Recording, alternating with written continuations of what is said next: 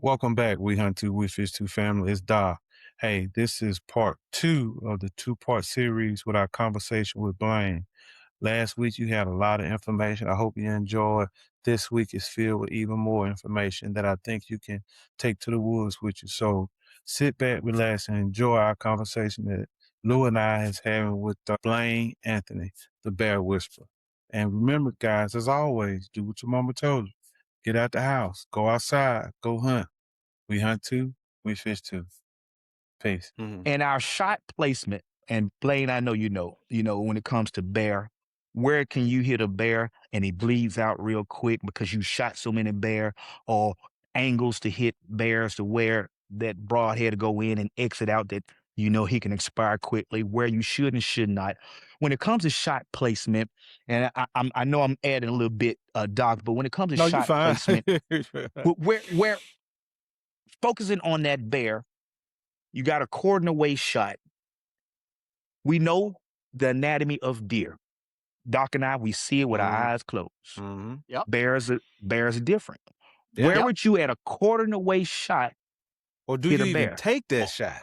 Or do you or according Or to yeah.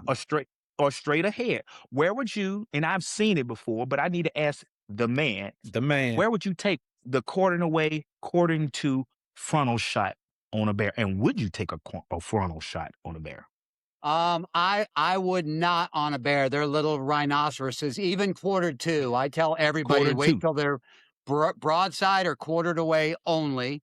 Okay. And the bear's vitals, especially the vitals you're aiming for, is a lot further back on a bear Further than it is back. a whitetail. Wow. Right. Okay. You hit the Okay. crease Okay. on a bear, and Uh-huh. there's a real good shot. You just hit no man's land. You'll never get that bear. Right. Oh, Yeah. okay.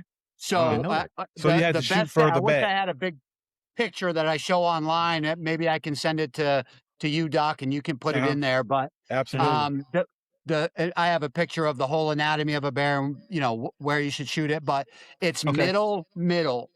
So, and what I mean by that is from his nose to his butt, Okay. and up and down of the body that you can see the dead. Okay. That's the crosshair right in the middle, which is going to be 8 inches, 9 inches behind the shoulder.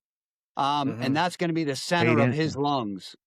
Gotcha. Wow. Okay. So, All right. So yeah, center it's a shot, whole center different shot. world. And unfortunately, when it comes to bow hunting, people, when the moment of truth comes, you have almost nothing but instinct, me included. When that bear comes out, I come to full draw, and I'm like, right behind the shoulder, right behind the shoulder. That's what I would do. I'm not saying you can't kill it there, but the lungs are this big there, and they're this big 8 inches back. So your margin of error, the margin of error goes increases way the further up. you go back.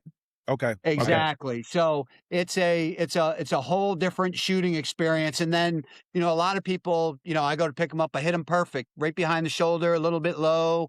A bear can have 8 inches of hair hanging from its belly, and you can't see that. So you hit 6 inches up from what you see, you just gave it a haircut. You didn't even touch anything. So it's an original experience of, bears are very, very easy. Oh, I hit them far back, and then we go recover, and it's like you hit them perfect, like right through the center of the lungs. You hit them perfect. So yeah, bear is very deceiving. I wish I could tell you how many people, I hit them perfect, including me. I hit them perfect, and then you never recover them because perfect in your mind is perfect, same as a whitetail, where you got to be a lot further back. Probably need to buy a actual bear target and focus on the kill zone versus just because practicing in my mind shooting a whitetail deer target and then going into the woods and trying to harvest the bear, I'm probably going to make a mistake is what you're telling me because the way I was practicing. Right. And even if they quarter away, to give you that same perspective, as they quarter away, their nose to tail dimension decreases from what you can see. That middle still working because you're shooting even a little bit further back every time as the bear starts to turn quartered away. You just stay with that middle. You just see that black blob out there, and you just shoot right in the middle from what you can see. And the funny thing is, when you shoot middle, you're still shooting a little low. You just can't see that Okay. until you skin them because they got so much hair Much coming all the hair. way out of them. Yeah, And exactly. your maximum distance that you would shoot a bear with a traditional or compound or I think crossbow. that's personal. I would never Okay. go like further than 50 yards. I would never go further than probably 30 yards, maybe 40, depending Okay. on, if I have the ability to get in my perfect stance with my feet and I'm on the ground and I might go 40. But Okay. like in a Okay. tree where I don't know what position my leg's going to be touching, and I probably wouldn't go much more than 30, but I would say that is for every species that I Yes, shoot yeah, at, yeah, not yeah. just a That's good. bear. Third, So, third is the like for sweet me, spot. so yeah, I think 30 everybody's is the got a sweet sweet spot. spot. I think Yeah. Yeah. most bow hunters have probably tried to push that and wish they didn't. I have. Yeah, right here. So, yeah, I think, and that's the other thing, just maturing as a hunter, going, I That's right. really want to shoot that deer. I know I kill targets at 60 yards, but I don't have this Woo! great track record at deer at 60 Yeah, yards, so I'm not going to yeah, Right. take it yeah. That's today. right. So, yeah, Live targets, artificial targets don't move. No, right. don't Live have hair targets on it. move. Live talk. Don't have hair. Them pop-ups don't have no hair on it either. Yeah, yeah. Don't have Yeah, at all. that's what At all. that's what I tell everybody. I'm like, you think that you want to shoot an animal at 60 yards before Yep. or 70 yards. That seems to be the big number everybody tells me, 70 yards. Before Mhm. you do that, go get a Huh. lawn chair, sit inside of a ground blind, put a target out there 70 yards and take the shot. Take the The, shot. the shot you never practice. That's right. Right. And then all of a No, sudden they miss the whole target. And I go, that's what's That's going to right. happen in real that life. Even In real worse, life. are you're worse. going to injure the animal and you're Yes. never going to put him in your freezer and he's going to die. Cause any real hunter out there don't want no animals suffering. No, No. Right. no, No. So No. No. that's I sleep well when I miss, but That's right. when I exactly. don't recover, I lose days of sleep, Ooh. Yeah, Me too. I'm with you too. yeah. horrible. Well, good. Well, just tying it all up, and we talked about, the maximum yards. We talked about weapons that we will use. Doc and I agree about, we both had shoulder injuries, and now I'm putting the perspective about, hey, if my shoulder get acting up, I may need to bring a crossbow. I don't have anything against them. It's just what I prefer. My weapon of choice of hunting all season would be compound Yeah, bow. compound. And so, we've made mistakes. Everyone made big mistakes in the woods of hunting, and we learn from our mistakes more than our wins. For me, the Yeah. mistakes. And so, as we go on to Doc and I, we just want to really know for as bow set up if you had to choose, and I know Jock, you chime in on this before Oh as yeah. bow setup. What's your ideal bow setup? Everyone has their own so do you hunt with your quiver on, your quiver off, trying to Off. give Yeah. you some, Balance. or Yeah. I was going to okay. say that's a loaded question because I can get all the free stuff I want. So what can I afford and choose the whole? Okay, so we gotta be careful. I got a whole it. different thing. Yeah, Dang, right. but yeah, no, I definitely shoot with my quiver off. Off. Okay. Yeah, shoot with my quiver off. And now that we're doing the Zeus and we're doing the on TV where we don't have sponsors anymore, so Yeah. I Yeah. shoot quite literally the most economical. I know we briefly talked over the phone and privately about Nightmare Extreme arrows, right? Right. Look, they're $30 a box. And they're all made by the same guy overseas, unless you buy Easton, right? Easton arrows are made here in the U.S. Yep. Right. They're all made by the same guy overseas, or generally the same 3 or 4 guys. And the straightness is the straightness. I prefer to spend 30 and not 85. Exactly. That's me. Okay. Right. Okay. Yes, So that's me. That's me too. Yeah. That's me too. that's why I shoot Nightmare Extreme. Same thing with Zeus. Okay. Zeus has a high end broadhead. It's not cheap. It's $50 a pack. But you get 4. Yep. Right. So Right. it's bringing that per broadhead price down. So yeah. That's right. Right. that's the stuff that I like to use. I like to, would I ever buy a $2,400 carbon fiber bow. Never. Never. Doc, would you buy? See that Doc, would you buy one of them? I wouldn't do it either. I'm sorry. So you gonna put me on blast like that, Luke? I thought we were boys, man. Okay, we both got one. We both didn't he? Stop following, didn't he? Yeah, I thought we were boys. Well, my man. Wait, hold on. Doc, I'm about to make you feel better. PSC Mach 30 carbon fiber sitting right behind me right there. That's it. The key word Appreciate I said it, was buy. Hey, I went out you to buy did say one. buy. Yeah, you did. Yeah. You did. Mr. Anthony, you my new best friend. Yeah, I do want one. That's a big difference. Just buy one is another story. What Lou is not saying to you, Mr. Anthony, we both have carbon bows. we both have the same. All three of us got carbon bows. Yeah. So don't let him fool you. Don't let him fool you now. Sorry. My bad.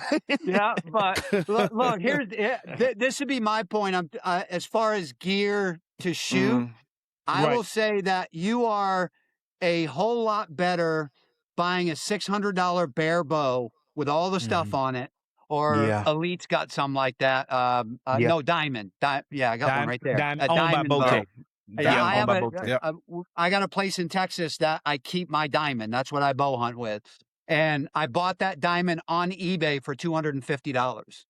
And so I will tell everybody at home that you're better off buying a bow for $600 and practicing 3 times a week, because a $2,400 bow does not make you shoot better. No, it doesn't. It just makes you feel better. Does not make you shoot better. It may have a little bit more technology. I'm caught up in it. You know, I'm just saying, like, if you go out and buy a $600 bow, don't listen to us TV show guys and we're shooting this. And if TV was correct, you'd need to have to buy a brand new carbon fiber bow every single year to be able to shoot good. And it's just not true. Yeah, it's just not true. Like, I'm glad you said that, because, you know, starting off, because we're trying to help young hunters, older, and well, not just young hunters. I take that back. Let's take that back. We're trying to help people get into hunting, and for them, that price ticket would probably make them steer away from buying a bow. But like you said, an economical bow would be, you know, a bow that has everything, come with arrows and ready to hunt package. Ready to hunt package. Thank you, Doc. And go to eBay and buy a used bow. Hopefully, the people took a good care of it, and the limbs are great. Shop. And a pawn shop. They pawn shop carry. Oh, what? $200? $250, brand new. What? Oh, so man. Look, you hit you hit a lick. if you watch the tail end of Game On this year, you'll see that's been my kind of my stick all year. Every animal I've killed was with that bow, and I have with a box of arrows and a pack of Zeus Broadheads. I have $420 in the entire setup. Okay, and I'm out there slaying deer, just like when Matthews used to send me bows. PSC send me bows. All these big name companies send me a new bow every year. I'm killing just as many deer with my $420 setup, and that includes the arrows and the broadheads. Yes, sir. Yep. Yes, sir. Absolutely. I'm gonna be quiet, and I'm just gonna be quiet.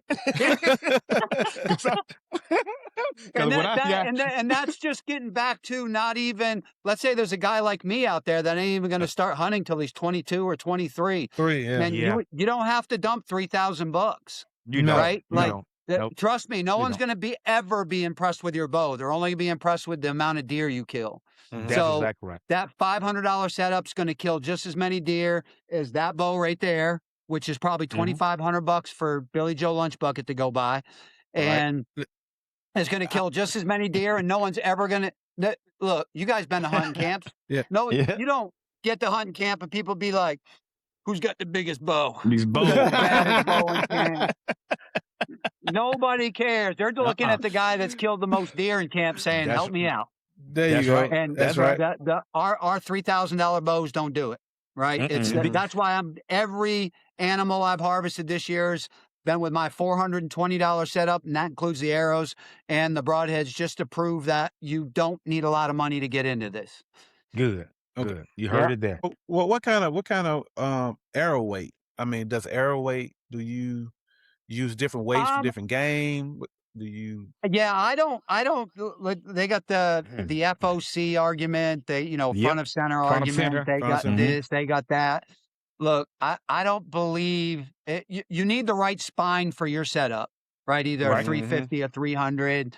I don't get all caught up in that, man. I like 125 grain broadheads. Bottom line, prove me wrong. Have your listeners go to your Facebook page and tell everybody that I'm an idiot.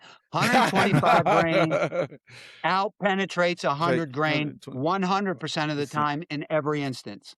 So I shoot 125s. Now, if you want speed, you shoot hundreds. If you want penetration and kinetic energy, you shoot 125s. PSC a long time ago, I'm blaming you, PSC.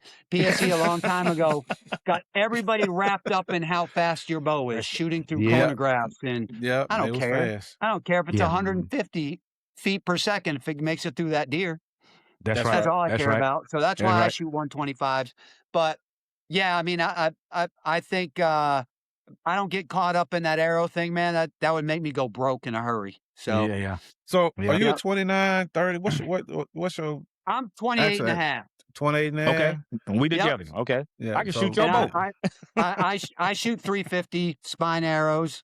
I got a couple experts that are legit experts that say I should be shooting 400 because I only shoot 60 pounds. So I should be shooting 400 spine. I still shoot 350 spine.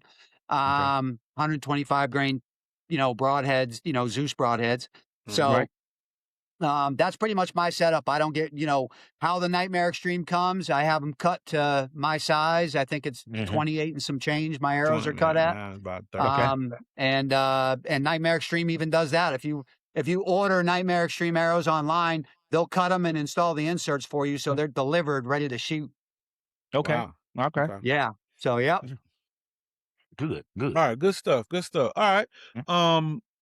We got into a lot of great information about bows and arrows and the uses. If a brand new person, now this helping our listeners who we've just convinced to pick up a bow, right? We just convinced them this is what I want to do. How would you tell them to set it up? I would say don't listen to people. I'm just being straight up. Don't listen to people like me. You can now, but I would say that a year ago, don't listen to anything I say, because I'm going to tell you what to put on your bow depending on who's paying me $20,000 to put it on my bow. Gotcha. See what I'm saying? Gotcha. So avoid TV show guys, even influencers. Make no mistake, we're all getting paid by somebody. So find a successful bow hunter that don't want anything to do with a video camera and don't want anything to do with it being an influencer. All they care. I promise you, the most successful guys I know don't want nothing to do with a video camera. That's right. Yeah. That's right. They don't want to brag. They want to put meat in their freezer. And even trophy hunters that want big racks on their walls. They all have the same thing in common. They don't want nothing to do. Find those guys. Find out what they're using, and the biggest thing is just being able to try it. Because that's where I struggled. Being on TV, I was forced to shoot this bow, forced to shoot this sight, forced to shoot, this, that, and the other thing. Like, I'm going to shoot a whisker biscuit. It's just awesome. Well, I promise you, the first time on a quiet day, and that deer's 10 yards from you, and you go pull that bow back, and it goes, get it. You will never shoot a whisker biscuit again. Ever. So, talk to those guys. Like, for me, all on it, they don't pay me, so I can say, buy a quality archery design rest. They sell one QAD. called the Hunter. QAD. Yep, QAD. They sell one called the Hunter. I think it's $70. 60, $70 right now. Yep. Yeah, exactly. Yeah, same thing with me. I won't use anything else. So, it just works for me. Right now, I'm using True The Glow. Oh, the sights. sight. True Glow. Yeah. True Glow. Okay. Yeah, True Glow. Man, They've they been make around a a long great time. sight, man. Been around. Mhm. They And they're got a cheap. bad reputation because they sell a cheap model at They do sell Walmart. cheap Well, models, right? So yeah. Yep. It's kind of like Tap Out. Tap Out was awesome until they started selling it at Walmart. Yeah, Then it's like, I Walmart. ain't wearing this T-shirt no more. But they make a great bow sight. Black Gold. Yeah. That's what I was thinking. Black They make a Gold. great Gold, bow. Yep. Yeah, yes. Black Yes. Gold. Okay. They make a great bow sight. Okay. Quiver, I never care because I'm going to take it off every time I get to the tree. Mhm. I Right? As long understand. as it comes off Okay. my bow nice and easy, that's all I We're care good to about. go. So yeah. Mm-hmm. Yeah, I don't know. I guess nothing else past that. So, right now Sometimes I I'm wish. what's that? No, I was just say. Sometimes I wish I never listened to some of the people on TV and switched my setup, and I was doing just fine. And Yep. friends, I had a Z7 set Oh, up with Eastern Axis 340s, yeah. 28, like in some change setup with 2-inch fletchings. Yeah. Mhm. And I had a XL sight with 4 pins on, and I Yep. was killing Exit. Yep. everything. Exit. And next thing I know, they like, Lou, man, you need to step up your game. You need to go to get away from that single cam and go to the binary cam, the double cam. I'm like, Yeah. no. And then I realized, I said, okay, I still can shoot the same.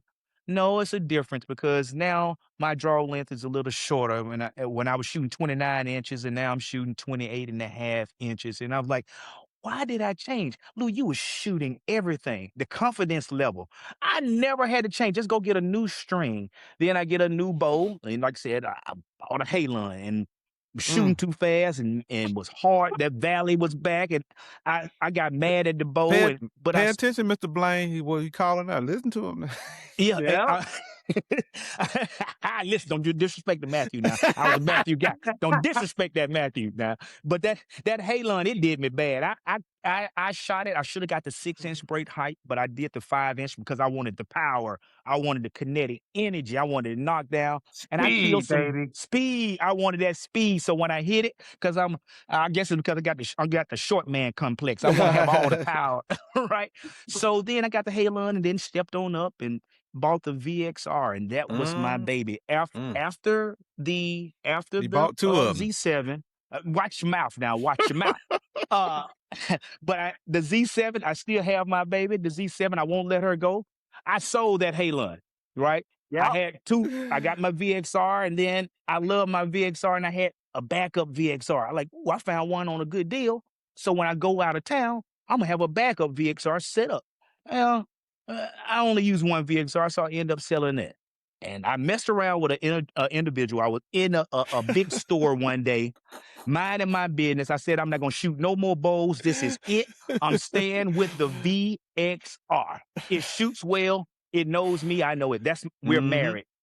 I come meet this gentleman, a little taller than me. He up here talking to a bow tech at Bass Pro, and his name is Craig. And both of them, ironically, have the same carbon bow. They said, "Hey, Lou, won't you try this Hoyt?" I said, "No, I'm not a Hoyt. Try it out for size." And a guy by the name of Dr. Stacy Gills let me see his bow and Craig, and I went over there and I pulled this bow back. And the way I shot it and how dead in the hand it was, I was fine with my VXR. The moral of the story is, don't listen to everybody. Stay with what you have. And it's always going to be something out there better and better with greater technology. For sure. Technology is constantly changing. Just if you're confident in your equipment, Be it goes a confident. There you go. long way. Yes. Instead of listening to Doc and Craig and buying a $3 million bow and hadn't killed nothing with it yet. Yeah, and I'll tell you, man, the rare gem in the archery industry is to have that bow and it feel like it's an extent, like that bow right there. I am not lying when I tell you, I quite literally feel like it's impossible to miss. You can knock both my eyeballs out, and I'm still going to hit whatever I'm aiming at. And the problem is that I didn't have those options on TV. I had to get on TV and say, shoot this bow. Like I love Matthews. They sponsor me forever. But they came out with that daggone no cam. I couldn't hit the side of a house with that thing, dude. And I'm on TV like, I don't want to shoot this thing. So, you know, and in the same breath going, it's the best thing since sliced bread. Who needs a cam? This is no cam, you know, like, right. but, you know, so yeah, once you find a bow that is an extension of you, even if you're at ATA or the bow shop and it shoots really good, all of a sudden you go out there and it's like, how did I miss that deer by a foot? You changed your bow. You changed your bow. You got rid of your baby and swapped it in for a new, hotter mama that didn't turn out to be so good in the long run. That's right. So, Yep.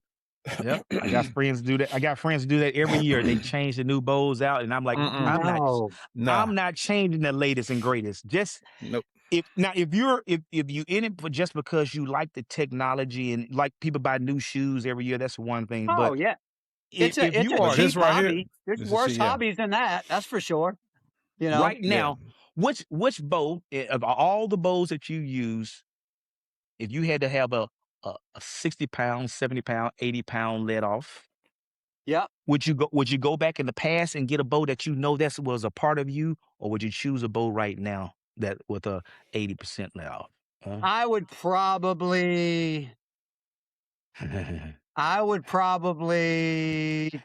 that PSE back there, the Mach 32 or the Mach 30. 30, yeah, that was a great bow. And that's only because I'm struggling to. Matthews came out with a DXT back in the day. Ooh, that's a smooth bow. Listen to what he said, Matthews. Goodness, now, dude. Doc. Matthews. And I got to tell you that bow was an extension of me. Like, I love that thing, but I got sucked into this, that, the other thing. I got the 2 years ago, I got sucked into the Hoyt thing. Like, I ain't gonna lie about Hoyt. Okay. I hate them. You heard it. That's for me, right? That's for me. Right. Like, they just don't fit me right. It's like someone gave me women's clothing and said, "Look like a man." I can't do it. You know, like I can't do Hoyt. But I see, you know, I got friends that shoot Hoyt. I got friends that shoot Hoyt forever, and I'm like, I don't know how you shoot that thing that good. They just don't fit me. I don't know why. Right. You know, and that's a perfect example. I never went into an archery shop. I listened to a couple of TV show friends of mine. They're like, dude, get that Hoyt. Is it called an X7, R7, something? I can't remember. You got an RX7, you got an RX9, Ultra. Yeah. Ultra, so it was the RX7 at the time. So I think that was it. And man, I got that bow in and I'm like, oh, I drew it before I hooked it up. And I'm like, oh yeah, this thing's the bomb. Dude, I missed everything. I missed targets, deer, everything. I'm like, I don't know what's wrong with this bow, but it don't like me. I don't like it. It's time to go. That's right. Well, that's right. Well, you know, we have a different experiences. You know, it's like that shoe. Every shoe don't fit. Every shoe don't fit. Right. That's right. If you're new to bow hunting, go to a bow shop that carries 3 or 4 different bows, has a million different sights, and use them because you're not going to be the same as me. Right. You're not going to feel the same. Like, you got to shoot what feels good to you as far as your peep size, the sight you're going to use. I think there's some things that, like, don't negotiate. Buy an ultra rest, buy a QAD. That's right. You know. But as far as the sight and the bow goes, man, go shoot bows. Go shoot them. That's it. Go shoot bows. That's it. Or like my experience in picking up a bow. The first bow, it was a PSC. My son has it now. But here's the funny thing about it. I didn't know anything about draw length. I didn't know I had these long arms. I just saw a bow with some nice camo on and a wood grip. I said, hey, that looked pretty cool. Let me get that. And I look like mahogany on there. I got the mahogany hand grip. It feels good. It looks good. I was like, man, it matched what I got on. Yeah, let me get that. And I got it secondhand. Okay. So it wasn't new. All right. So I got arrows and everything, and I drawn back. Now notice where I'm anchoring it. It's not here, it's here. Because it's like 3-4 inches too short. And I had to, not knowing any better, I practiced, I made the jump until I got good at shooting a bow that was too short for me until I learned, I went in. Somebody said, man, practice. Why are you shooting that short bow? I was like, Yeah. what's wrong with it? It says too short for you. You don't And know what you don't know. you don't know That's what you right. don't know until, they made that measurement with these. I said, man, you should be at least a 30 and a half, 31 inch draw. This bow is 27, 28 and a half at the most. I was like, were you hitting the target with that bow? Were you hitting the target when you were shooting? I put a couple holes on the fence, but when I got it, I was hitting it, man. Hey man, I You can still adjusted. shoot. I adjusted, Mhm. Yeah, and just yesterday I was talking to a guy. I go, it's funny because in Maine we didn't have archery shops, so Okay. I was trying to get in the season and nobody to help me. But I distinctly remember walking into Walmart and choosing my arrows by the color of the fletching. Like Me too. I've done that. Whatever I don't know what weight they were. I don't know what size. I don't know how long they were. I just know that.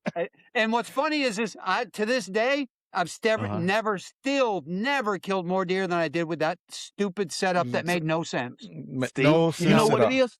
You did not overthink it. And Stacy, if you would have kept shooting that 27-inch bow, you probably would have killed something because you actually adapted to shooting that short bow. You probably would have killed because practice. I have a friend that's left-handed, and he started listening to the news and technology and everything, but he was Robin Hooding so many arrows. The way he was shooting, I said, do not change your setup. You're shooting great. He said, okay, man, I'm not going to change anything. Well, a couple of days later, he come back over to my house. He, man, something wrong. I said, what you do? Well, I went and bought a new hand. You shoot a release. Thank you. He went from shooting a wrist to a thumb. Oh boy. I said, won't you stay? We're about to go on a trip. Yep. You were stacking arrows. Do not change your setup a week before we go on the trip. He went and got a new string. So that means his sight is tight. His sight was different. It kept turning on it. I said, why are you doing this? Your setup was fitting you just fine. Make the changes after we leave from our hunting trip. Man, we went to shooting. We went out there. His first arrow looked like it was a rainbow. It just, he said, I don't know what's wrong. I said, did you adjust your sight? I said, he went and changed his sight. He changed his string and everything a week before. And that's the thing. He had practiced doing so well, but he started listening to others instead of how the bow and how he was shooting, the confidence level that he had. How connected he was with his bow. He was so connected, Blaine. Yeah. So and with that's a great segue into this point. I want our listeners to understand, our viewers to know. Confidence, by that practice, build confidence in using your equipment, using your bow. If you don't practice, there's a huge increase in your chances of missing or maiming or having that bad experience that we don't want to have. So if you are paying attention, take one thing away: practice. I ain't talking about AI. I ain't talking about that kind of practice. I'm talking about practice. I'm talking about practice. Okay.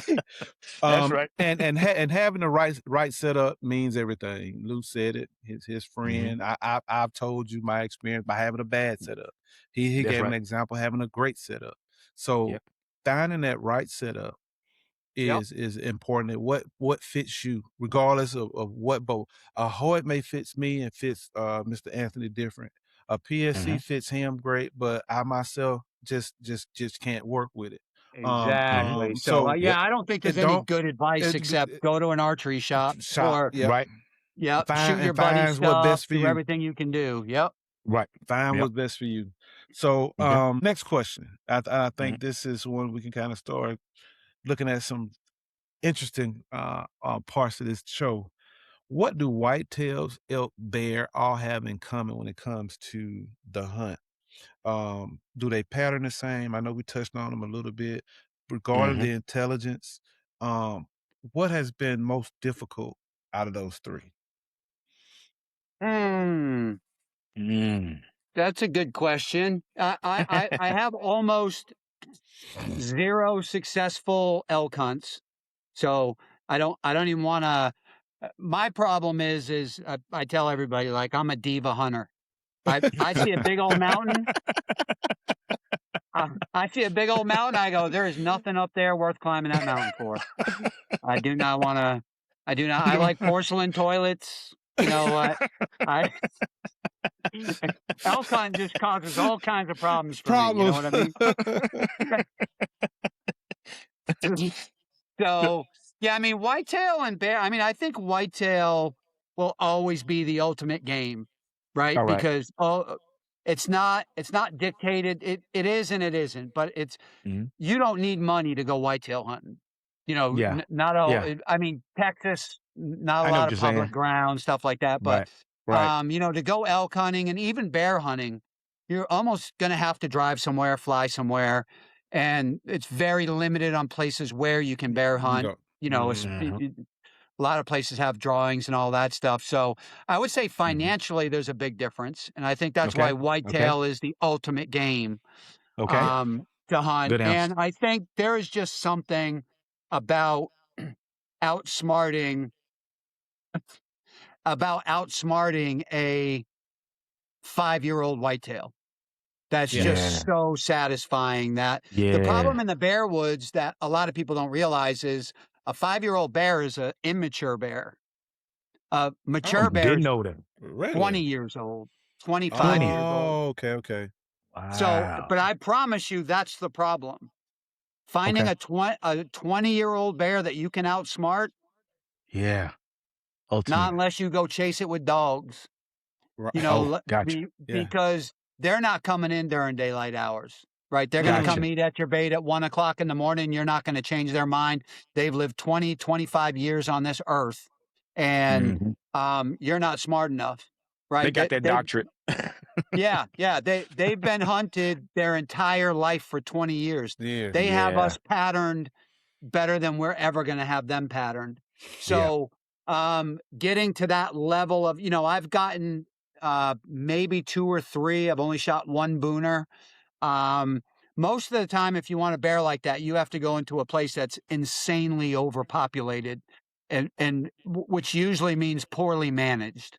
Okay. So, you know, Pennsylvania is a perfect example. They shoot more with their limited bear season. They shoot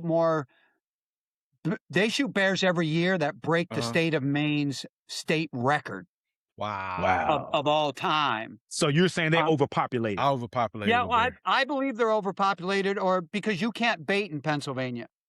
So okay. you have to happen along a bear. I'm here to tell you, happen along a bear just usually doesn't happen. Now they kill them every year, and you know, and they kill monsters every year.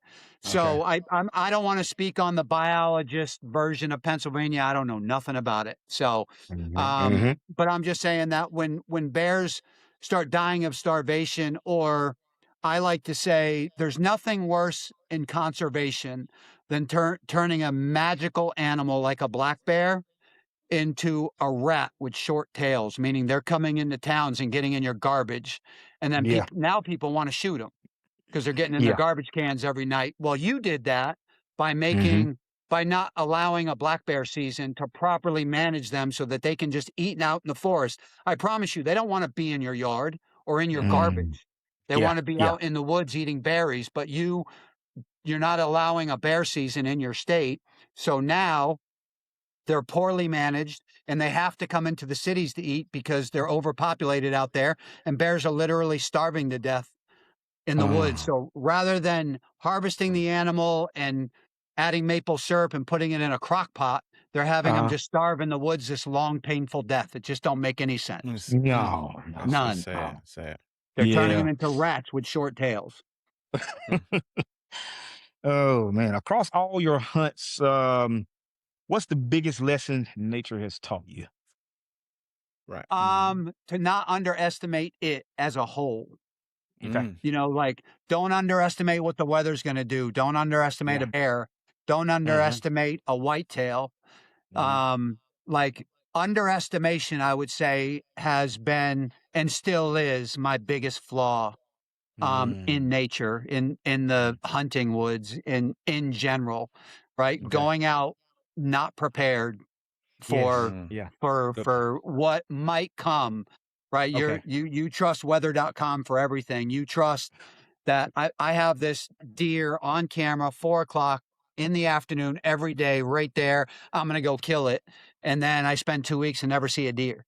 Yeah. So Yeah. the underestimation of nature in That's general, good. that's what I would say is probably my biggest lesson that I'm still currently learning. That's good stuff right Wow. there. Yeah, excellent. Great stuff. See, folks, um, the information we just covered, it has Mhm. a lesson in it, and that lesson is Always. patience.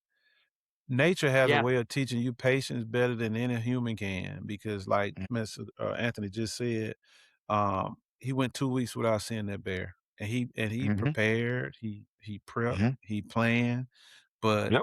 that he overestimated what he would do, My or the bear abilities. would do. Yeah, Yeah. so Yep. and with that, it's humbling. You know, you've heard Lou Mhm. and I talk about this all the time, how humbling being in the woods can be. Mm. So, first of all, folks, be patient. Be patient. Yep. Yep. Be patient in your preparation and be patient in your execution. If you do Yep. those things, I think you'll be pretty successful.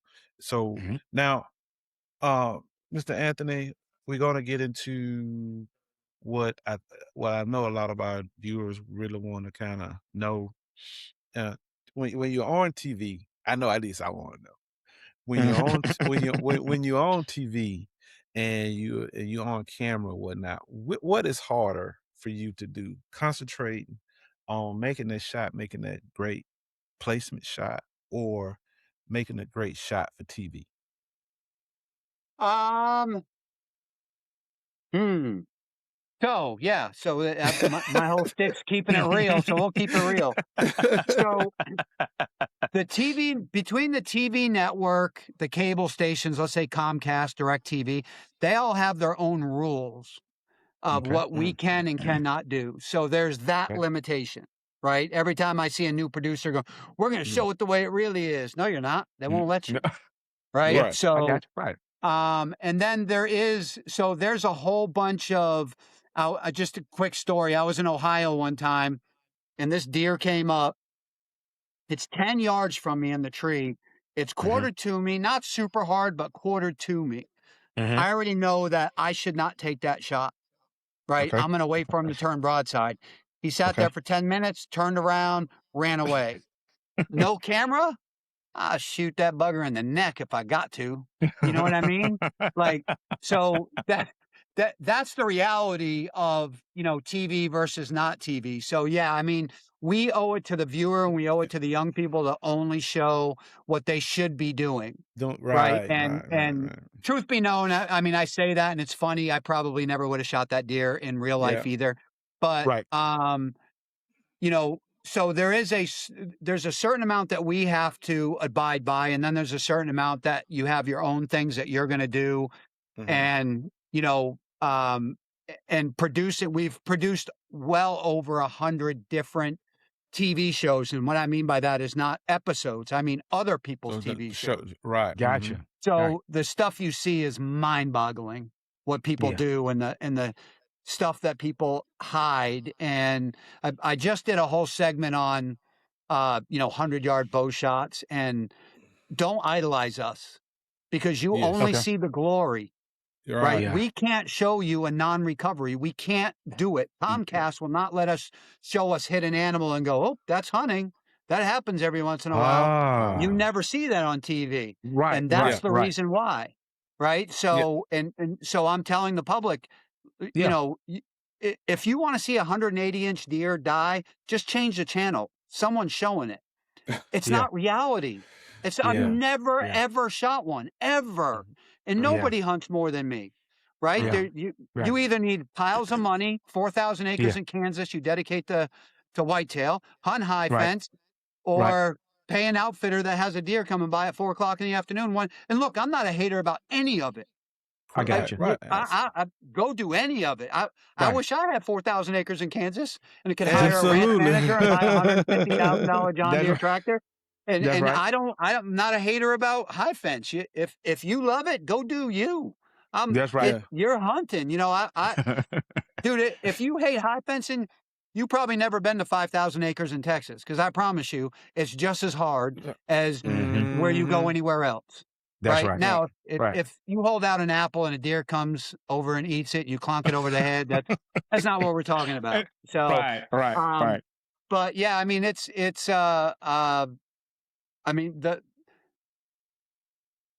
yeah. The So I reality mean, part, the reality, and you touched on a part where you said, the reality part. Everyone sees the glory, the harvest, and then all the glory. pretty deer, and the way the angle the camera hits. So you don't really want to show the blood too much. You may show the Exactly. entry hole, but then you take it quickly off, or you only show head down to shoulder. Like, what happens to the deer that stayed out there overnight, or a bear or coyote ate him up? And then you got to change the color to black and white, or some type of color, and Absolutely. you got to sit in a certain position. And so, yeah, for the person that's not a hunter, they're like, hey, I want to harvest a deer like that because it looks so nice and pretty and happy that it's dead. And that's not the Yeah. and that's not the that's not the case.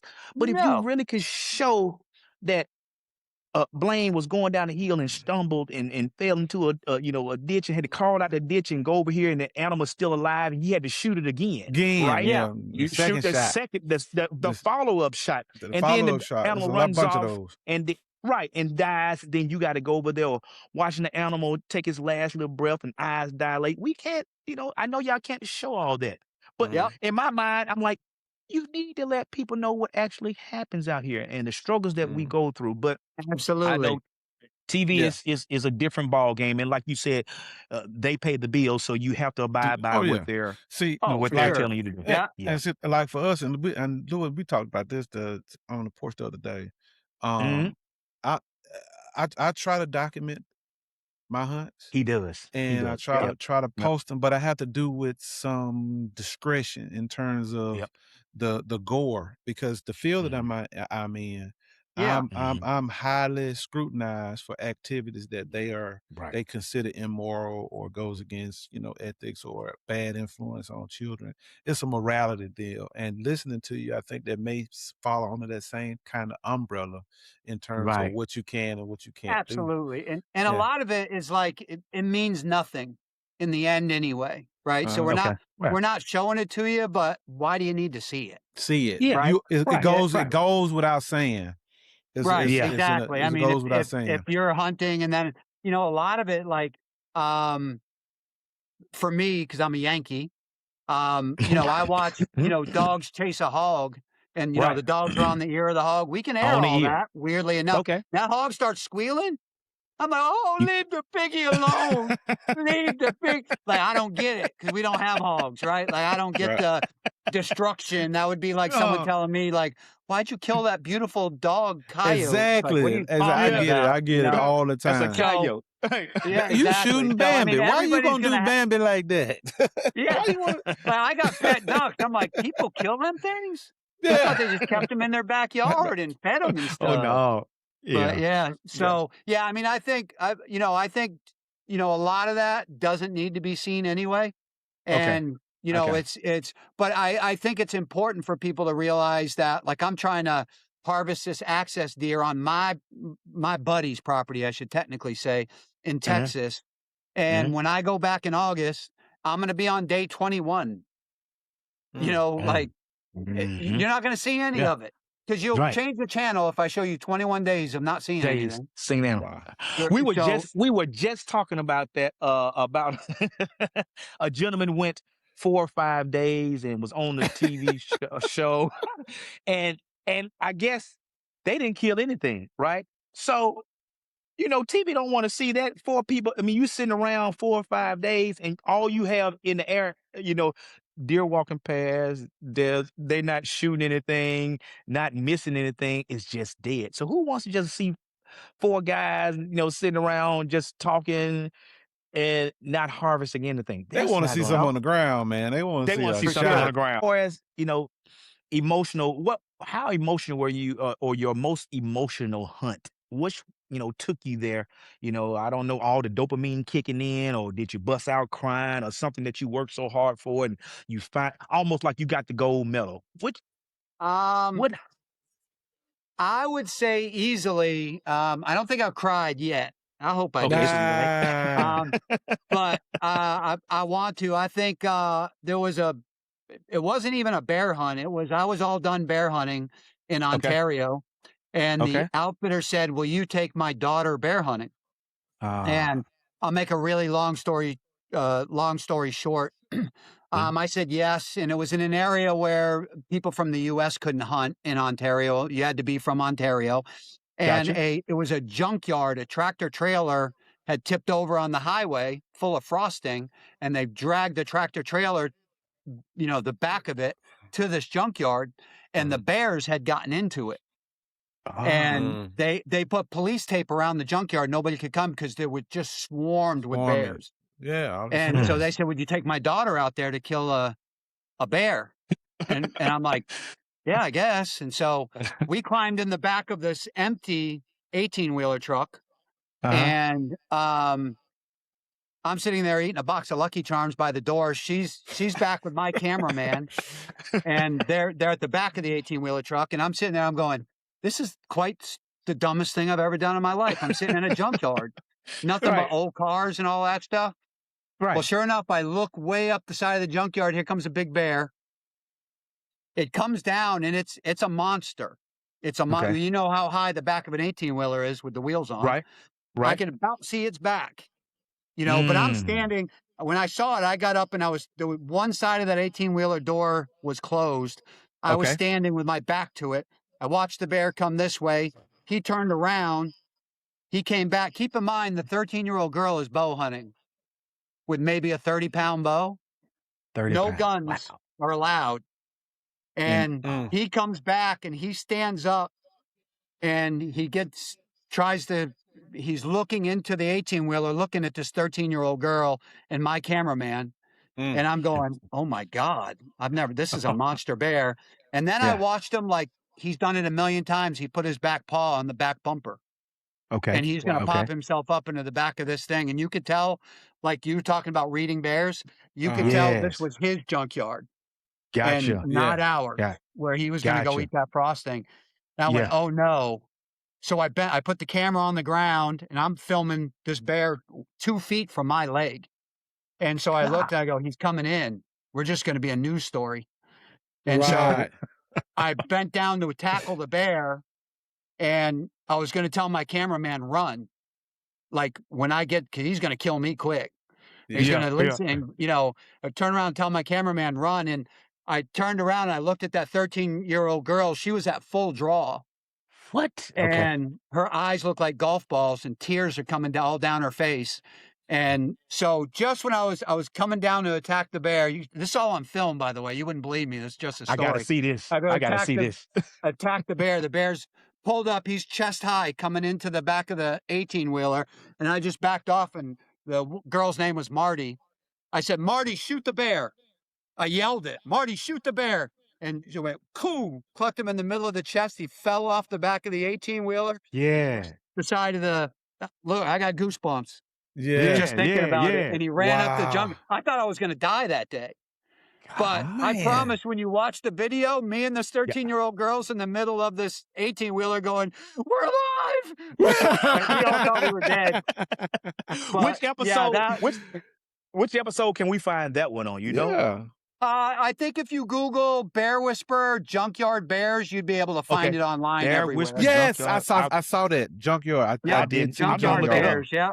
Okay. Okay. But yeah, it was crazy. That was So that definitely the was biggest adrenaline dump I've ever had.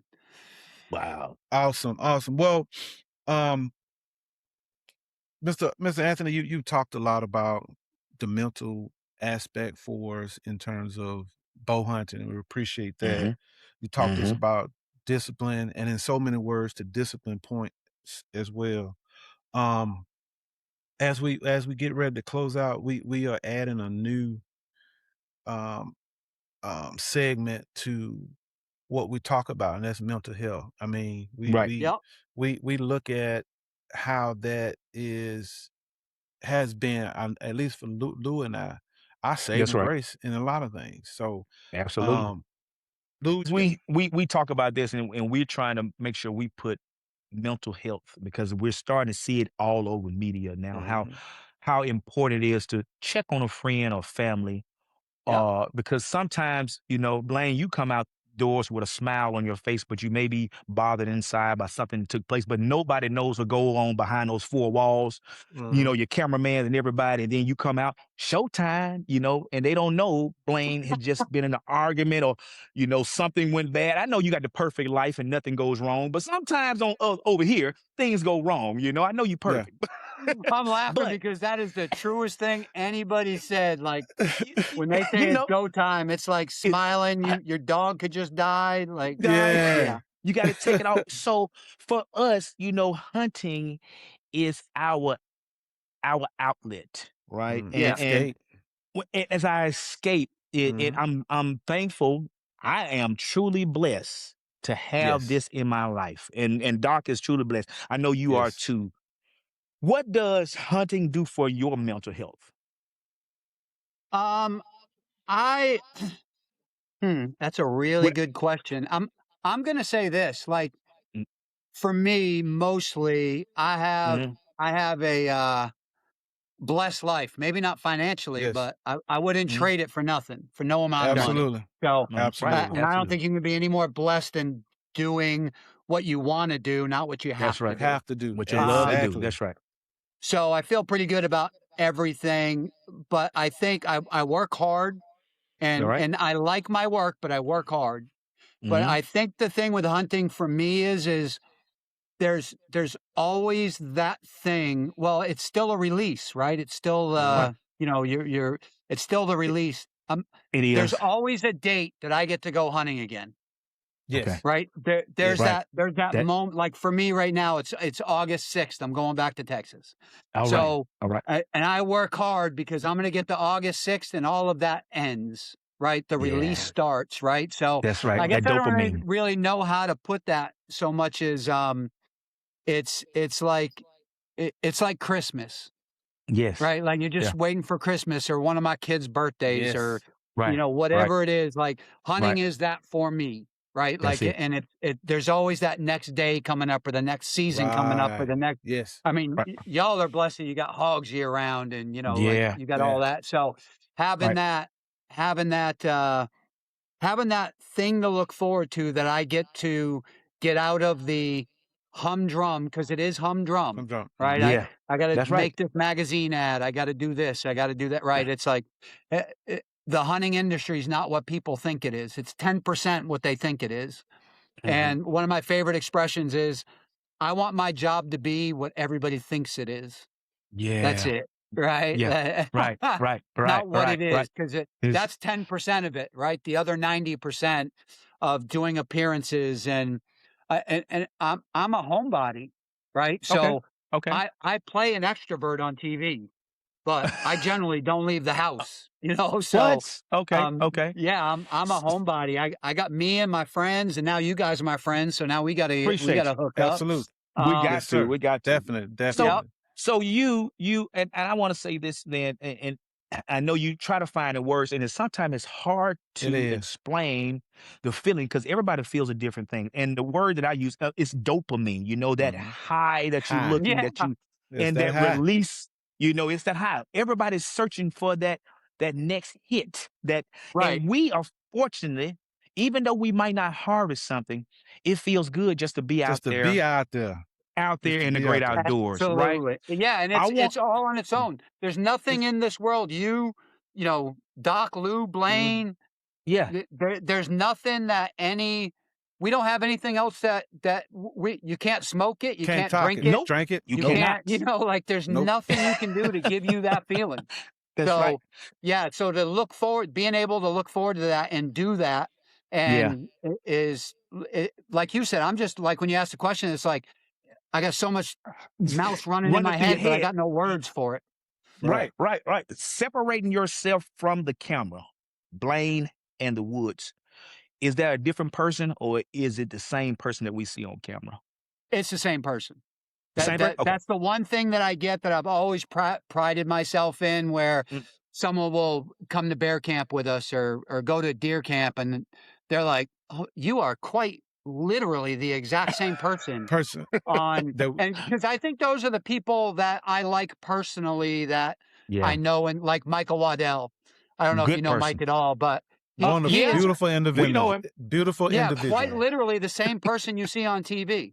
And I've always appreciated that. You know what I mean? And I could tell you, which I don't ever do, but I could tell you the opposite stories about guys on TV. And then you meet them in person, you're like, what a tool. You know, like, you just, it's just crazy. So, yeah, I mean, I think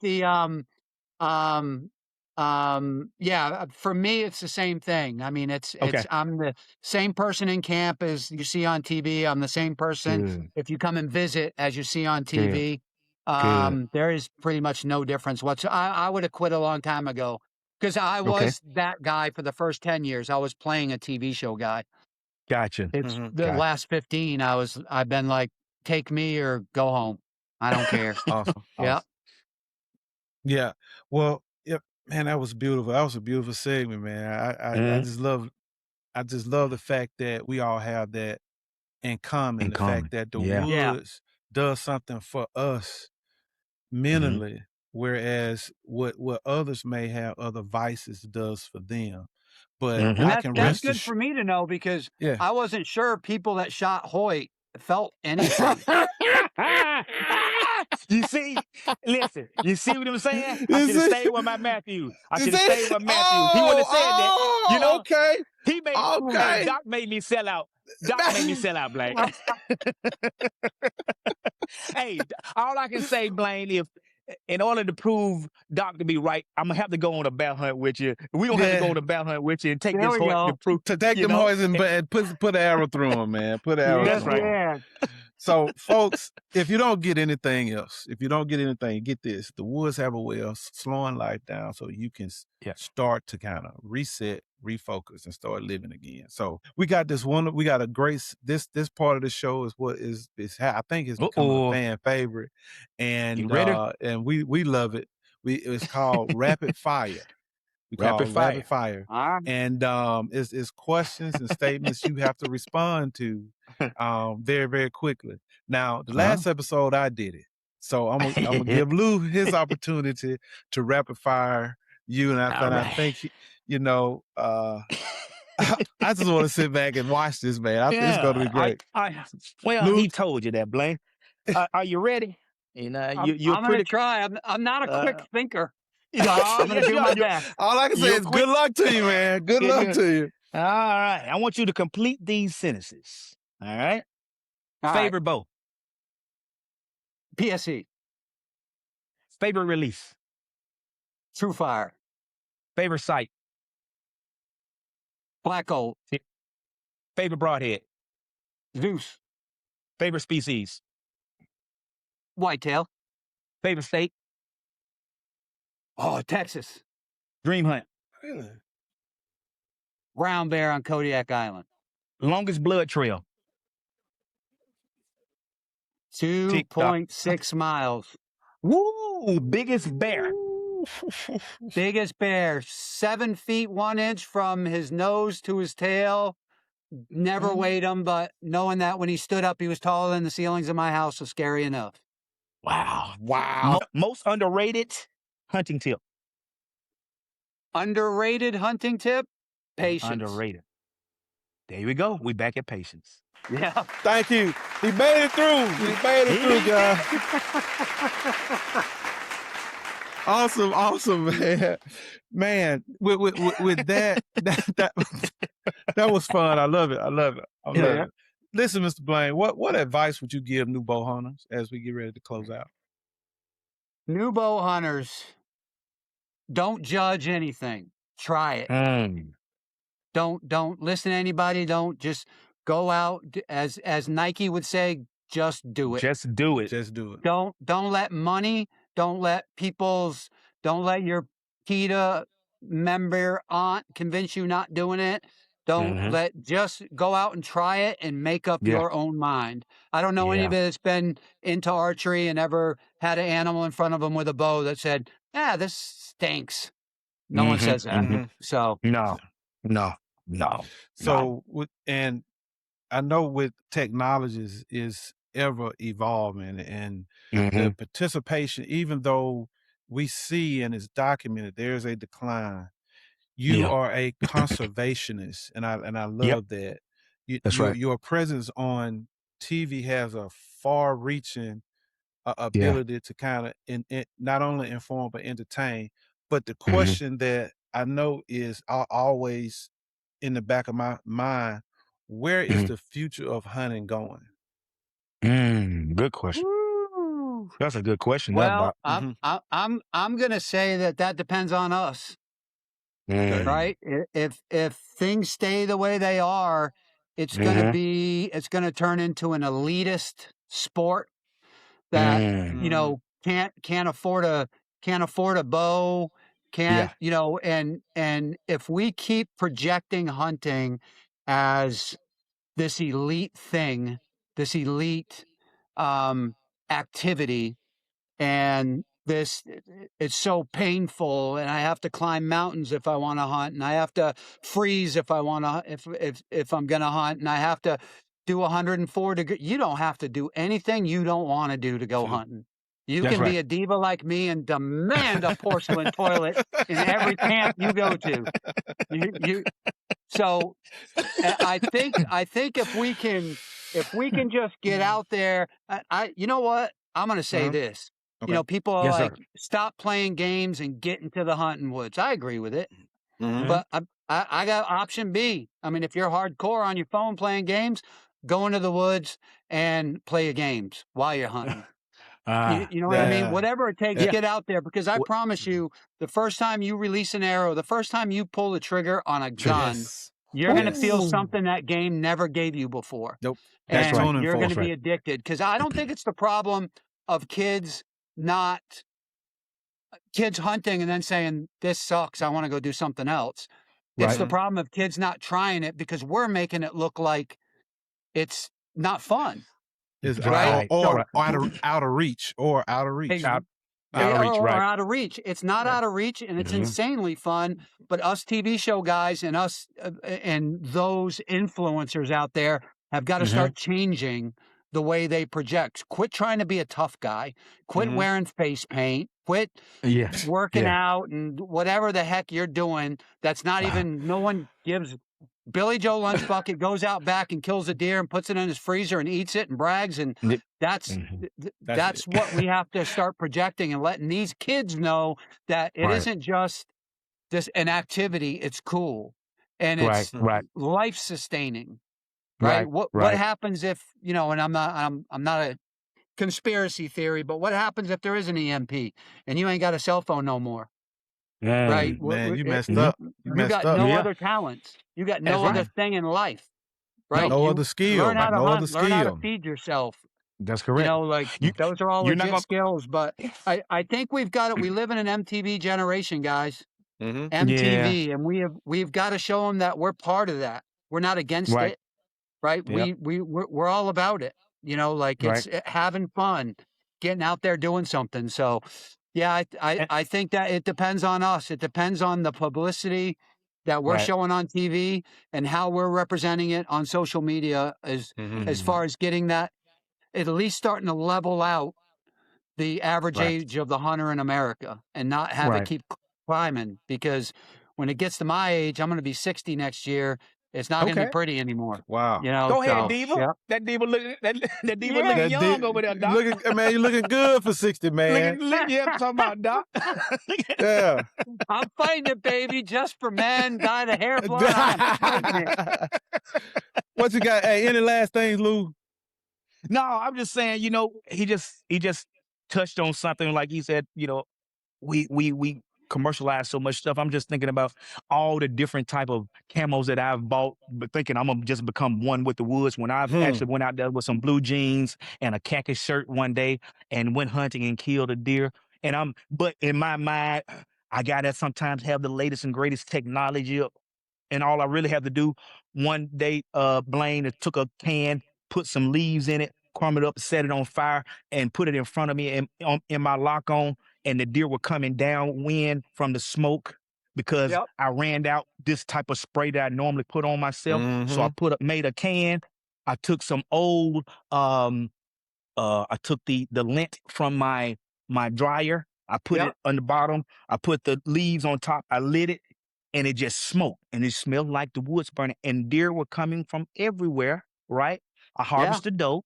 They came downwind of me, and I'm like, Lou, you should have been doing this. You know, go back to some of the things you normally do and quit overcomplicating things. And so Yeah.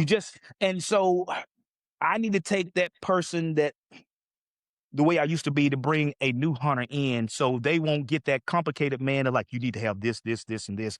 No, just come on out the woods. If you have black pants and a red shirt, come on out into the woods. Let's just get this experience together. And then if you want to, you know, graduate and start getting you some more gear, then you should. That's what I want to Yeah. put in.